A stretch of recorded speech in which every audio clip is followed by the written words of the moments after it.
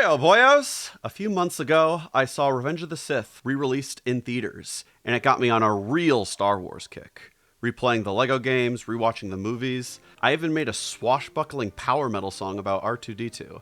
And it really got me wondering about Star Wars as a whole. I wouldn't say it's exactly a controversial take to say that the sequels were not super well received, whether warranted or not. And I really tried to figure out why. What makes Star Wars Star Wars? And it led me to a realization that, to my knowledge, no one has talked about. But before I really get into it, I want to highlight the videos that, whether directly or not, led me to that realization. Now, you probably know these channels way better than you know me, but I still feel inclined to cite my sources. The first being Ranking Star Wars by their R2 usage by Schaffrillas Productions, which led me to make the song, and the Star Wars sequels, Disney's Anti-Trilogy by So Uncivilized. Or is it Anti? Now, they don't directly bring up the point that I found, but they both make the same point, whether they realize it or not.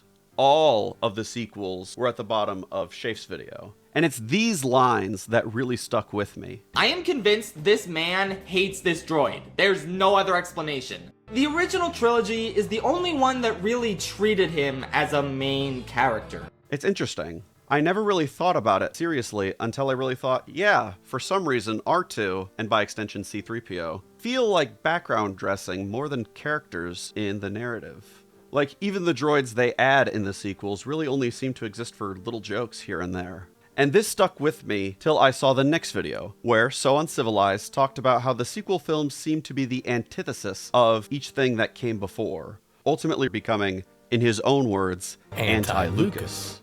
There's a lot to be implied in this sentiment. In fact, he goes much deeper into it in his video, like what it means to be anti-Lucas. And it led me to think about the prequels, which could be considered the most Lucas Star Wars films. And while So Uncivilized talks a lot about the surprisingly deliberate choices made in his process of making Star Wars, there's one thing that really sticks out to me and makes Star Wars truly stand out as a franchise. Ow. Droids. Like other franchises have aliens, AI, spaceships, hell, even crazy weapons. The droids are interesting, because as we see technology in real life progress, they seem very clunky and unnecessary. But that's what makes them stand out. They come in all different shapes and sizes with different purposes, forms of communication, all that. Like R2, so specifically, is such a weird concept. He's a robot shaped like a trash can on wheels who's so dedicated to doing good that he's willing to fight, lie, and do whatever it takes to see his missions through. That's a clear character in what's essentially a very fancy prop. You get so much personality out of him without him speaking a single understandable word. And the prequels have even more droids. Hell, the entire evil team is full of them. And they're memorable and distinct, and they got such iconic looks to them. I think people really underestimate the theatrics at play here. Now, was this lack of droids intentional? Hard to say.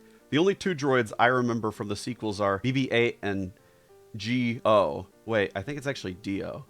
Never mind. I think it's interesting to note that the two have a very similar body shape, being small, roll-around type characters. The only other droid in Disney Star Wars I can remember is K2SO from Rogue One, and I think he's a great example for the stuff I'm talking about.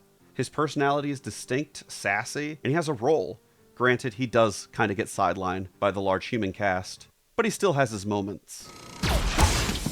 The thing I think really is wrong with the sequels is its focus on human characters. By only focusing on humans, it begins to feel a lot more like any other movie out there, just with different scenery. While I like that the humans in these movies are more diverse, unlike some people, they really fail to do the same for the droids. I could go on, but you get what I'm getting at.